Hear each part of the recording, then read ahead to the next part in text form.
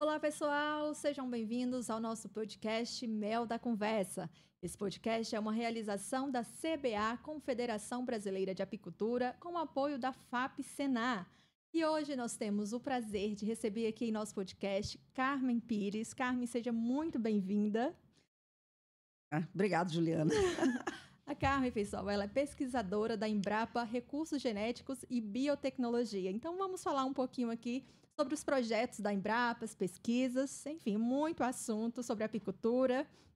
Mas antes, quero lembrar vocês que estão nos acompanhando que no mês de maio, de 19 a 21, nós teremos um seminário de polinização aqui em Brasília.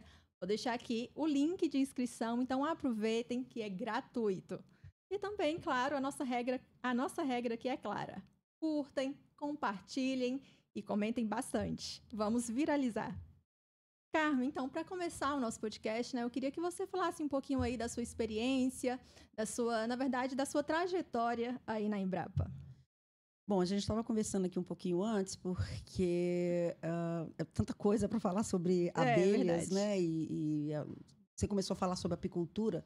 Na verdade, o meu trabalho na Embrapa, atualmente, é com ecologia da polinização, né?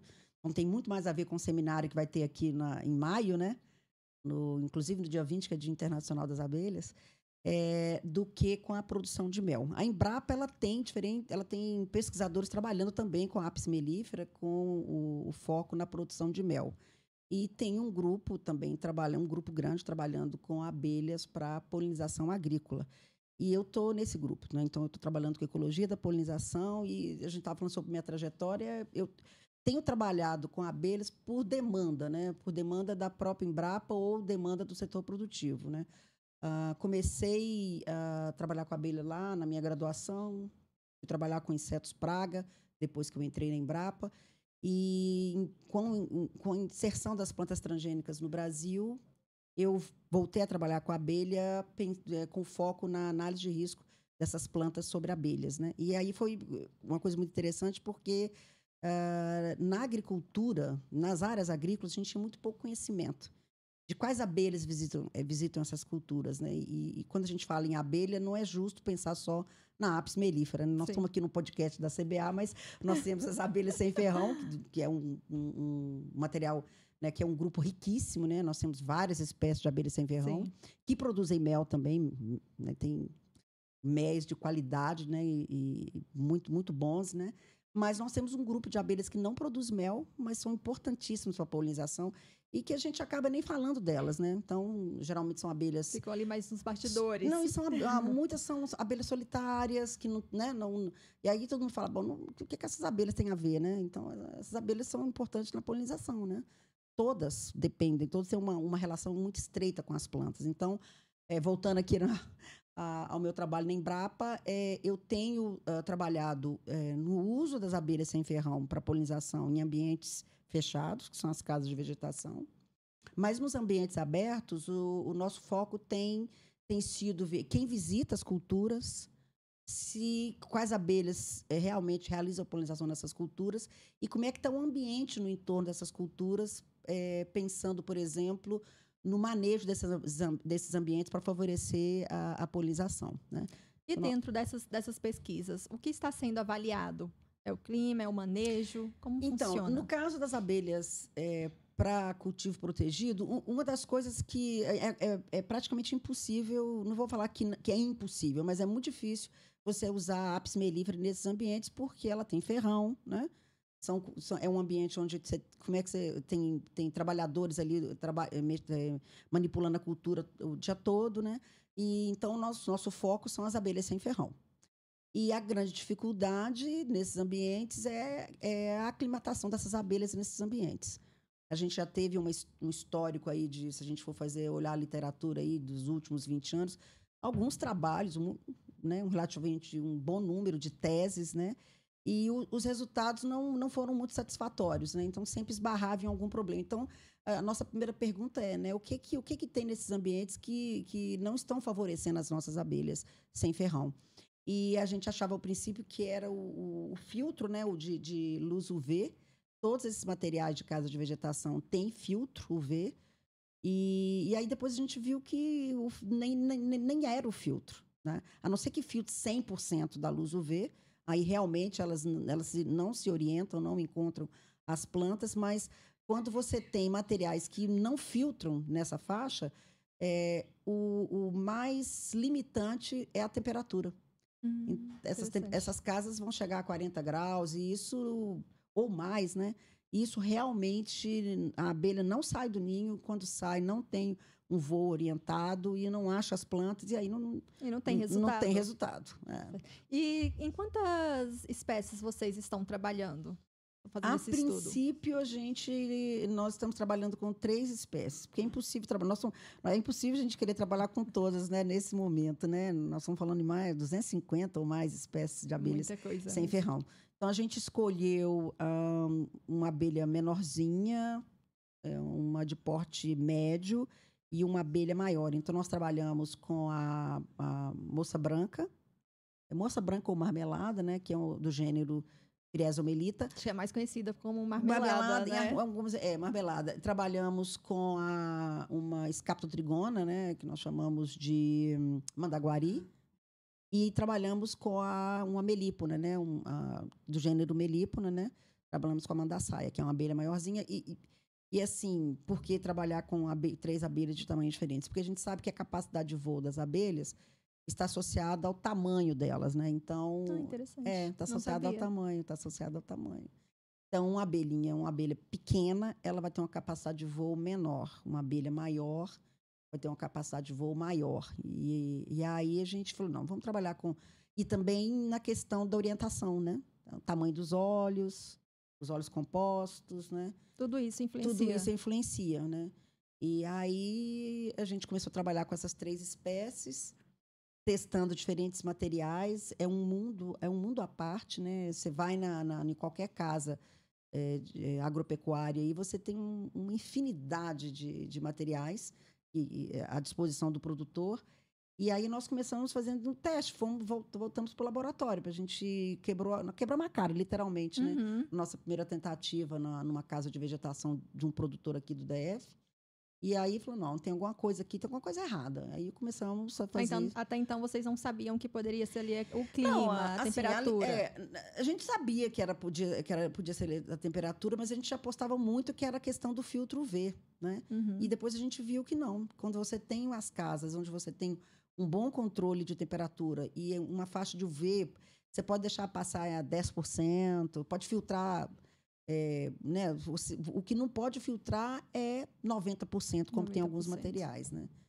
E então a gente chegou nesse ponto, né? Usamos o tomate como uma cultura modelo, e para o tomateiro com a mandaçaia nós chegamos a publicar um plano de manejo com orientações, né? Com orientações sobre que tamanho mais ou menos das casas, testamos também, né, com a quantidade de ninhos necessárias. E esse plano está disponível, né, para download na página da Embrapa. Depois eu posso mandar para vocês claro. o link, né? Mas, basicamente, esse é um trabalho nas casas de vegetação. A gente continua, né? E o resultado dessas pesquisas? Foram resultados positivos? Eu considero super positivo, porque a gente viu, nós temos alguns indicativos, né, hoje. Então, hoje, com bastante segurança, né, eu posso chegar no produtor, né, e falar, essa sua casa aqui, ela tá muito baixa. Você pode aumentar aqui, porque é o seguinte, ou você aumenta a casa, você diminuir esse calor no interior dela, ou você vai ter uma casa totalmente climatizada, que é caríssimo. É praticamente... O custo é bem mais alto, muito mais alto, né? Muito mais alto. É melhor adaptar. É uma boa maneira você aumentar o tamanho dessa casa, tanto na altura quanto na área dela. Então, você vai ter uma casa maior, você consegue um controle de temperatura melhor, e isso não é bom só para a abelha, é bom para a planta também, né? A planta também sofre menos. Né? Tem uma preferência de cultura e espécie da abelha? Então, eu acho bem importante essa sua pergunta, porque quando a gente fala em polinização, é super importante que a gente veja a flor dessa cultura, vamos dizer assim, a anatomia, a biologia floral, para você escolher uma espécie certa, né? Então, vou dar um exemplo aqui, vou dar um exemplo assim. Eu tenho o maracujá, que é uma flor bem morfologicamente bem diferente de uma flor de tomate, de uma flor de morango, né? São espécies de abelha, grupos, né? Porque não vou falar que é uma única espécie que poliniza o maracujá, mas para o maracujá tem que ser abelhas enormes, né? E, inclusive, a gente não consegue manejar, né? Por isso que a gente pensa em manejar o ambiente. E são aquelas abelhas que todo mundo acha que é besouro, né? Aquela a mamangava, né? Mas ali não é uma única espécie, são um grupo de espécies, né? Então, tem que ser abelhas grandes.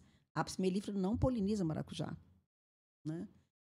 Quando você vai para o tomate, e pela morfologia da flor, tem que ser uma abelha que vai vibrar a flor, porque o pólen dela está todo escondidinho e a abelha tem que chegar ali e vibrar, né?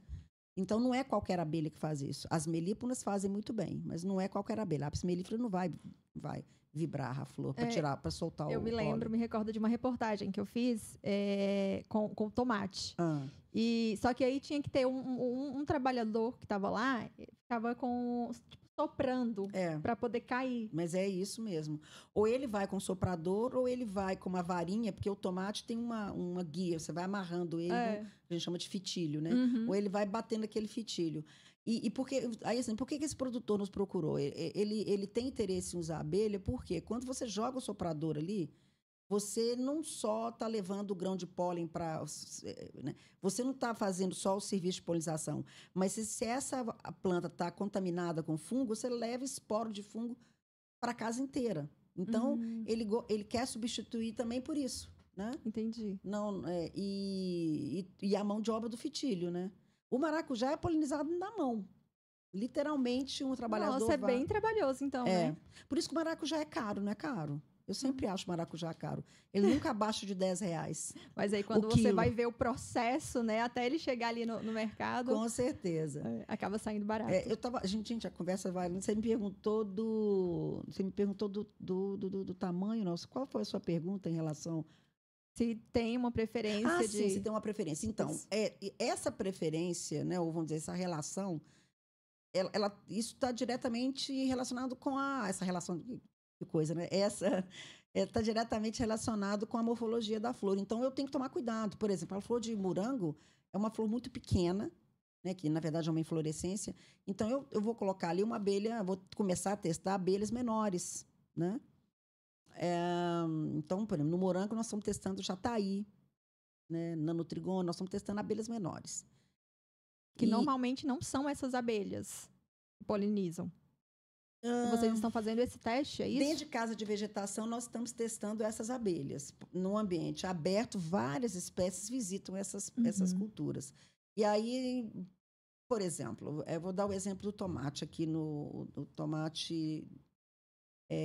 Às vezes, você não vai ter uma melípona. Aqui nós tivemos a Quinquefaciata fasciata, que é a que faz o ninho no solo.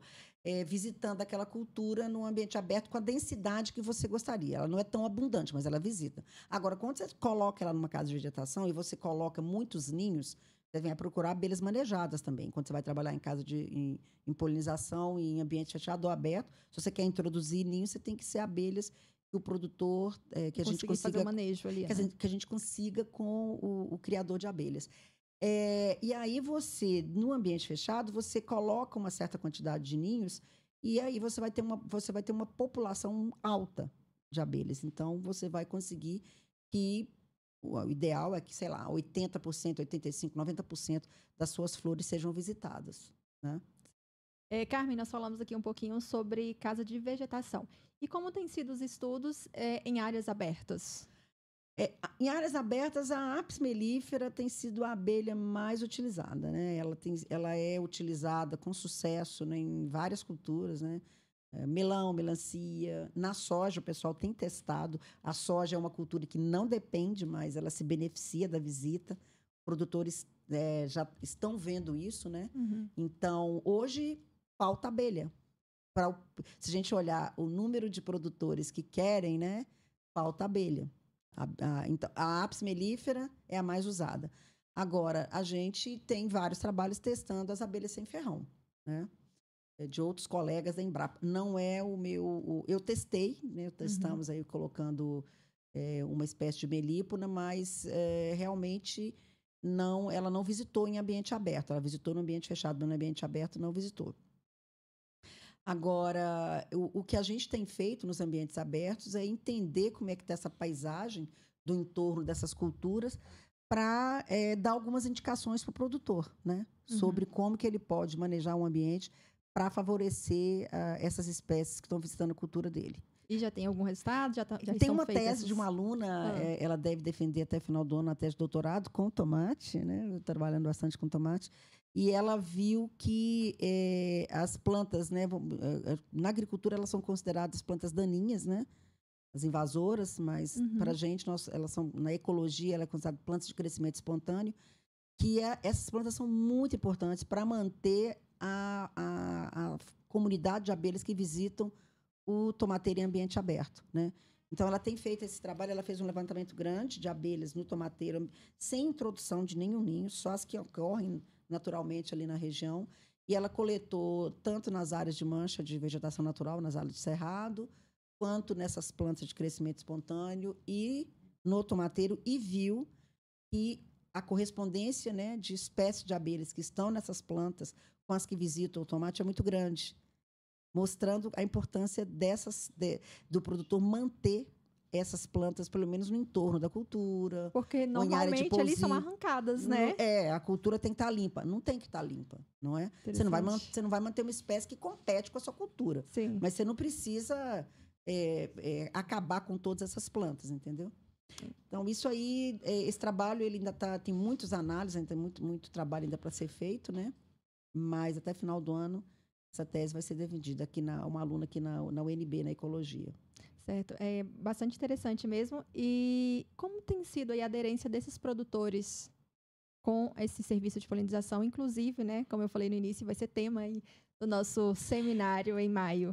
Então, eu acho que a própria escolha da Confederação Brasileira da Apicultura pelo tema polinização para fazer um seminário no Dia Mundial da Abelha, é bem pertinente, né? 19, 20, 21, né? Isso. Eu acho que está mostrando que o interesse na agricultura está aumentando, sabe? Está aumentando.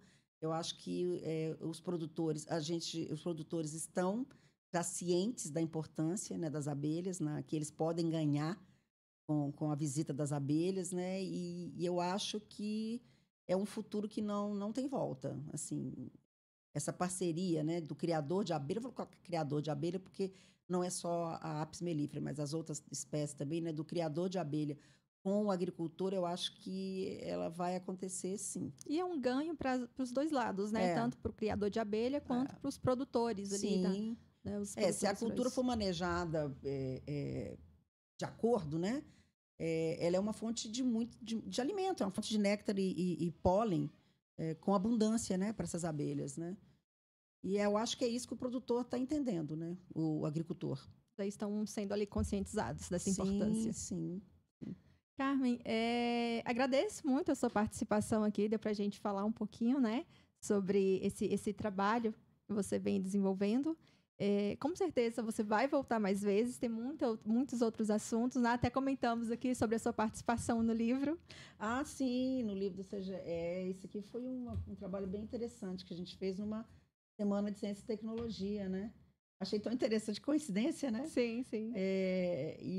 Mas isso aqui foi um início, né? Foi um trabalho bem... Eu falo início assim, um início de um trabalho que está sendo feito pela CBA, né, junto ao Congresso Nacional. Não sei, não foi a partir daqui, teve várias iniciativas, mas a gente teve essa iniciativa que culminou com uma audiência pública no Senado, e eu acho que isso foi bem produtivo, né, porque conscientizando os nossos legisladores da importância das abelhas e do serviço de polinização. E eu isso aqui foi em que ano? Eu fiquei feliz de ver esse livro aqui. Deixa eu dar uma olhada, que eu já tenho. Peraí. Ele foi publicado em 2017. A gente fez esse evento, porque isso aqui foi um seminário, um ciclo de palestras e discussões com especialistas de diferentes áreas, e também um trabalho com crianças. Se você olhar, tem vários desenhos de crianças aqui. Crianças não, um desenho feito a partir da percepção da criança, né? Foi em 2016, na Semana de Ciência e Tecnologia, que esse evento ocorreu. Então, desde 2016 já vem sendo discutido. Em relação a políticas nossas, vamos colocar 2016 como marco, mas, assim, do ponto de vista de políticas internacionais, isso já vem acontecendo desde a Convenção da Diversidade Biológica, já nem sei em que ano. Tem um histórico aqui da professora Vera Imperatriz, onde ela mostra, né, desde os marcos internacionais, até chegar, né, dos polinizadores na produção de alimentos. Para o pessoal. Vale a pena dar uma olhada. Vamos deixar o link aqui. Bem bacana. Mas, Carmen, muito obrigada pela sua participação aqui no nosso podcast. Nada, foi um prazer. Bem que você falou que a conversa ia fluir muito rápido. Muito assunto, mas o nosso tempo aqui é curto. Mas você vai voltar mais vezes, tá bom? Muito obrigada mesmo. E agradecemos também a todos vocês que estão nos acompanhando. E não esqueçam, curtam, compartilhem e comentem bastante. Vamos viralizar. Até mais, pessoal. Tchau, tchau.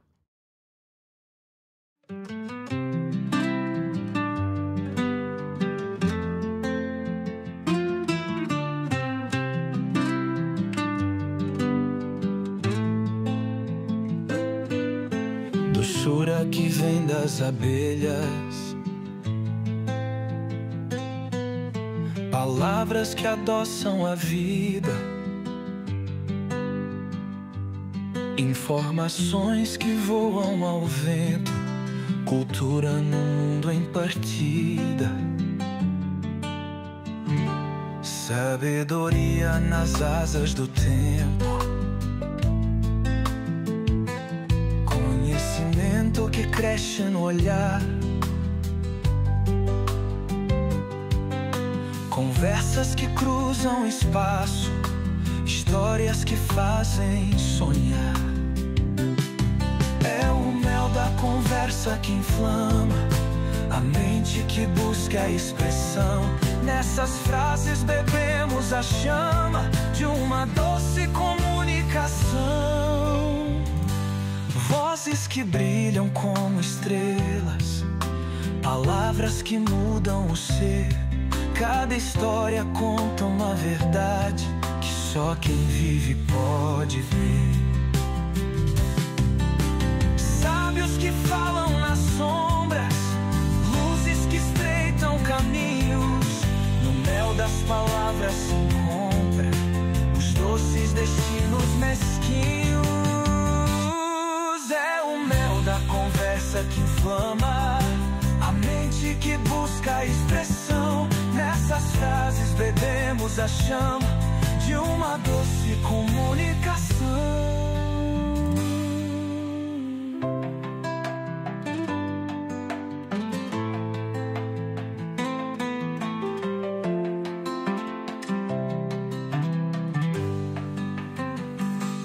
Vozes que brilham como estrelas,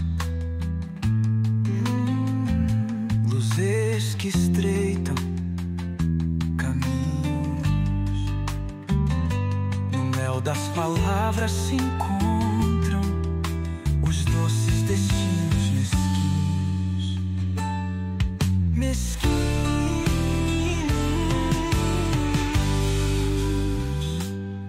É o mel da conversa que inflama, a mente que busca a expressão.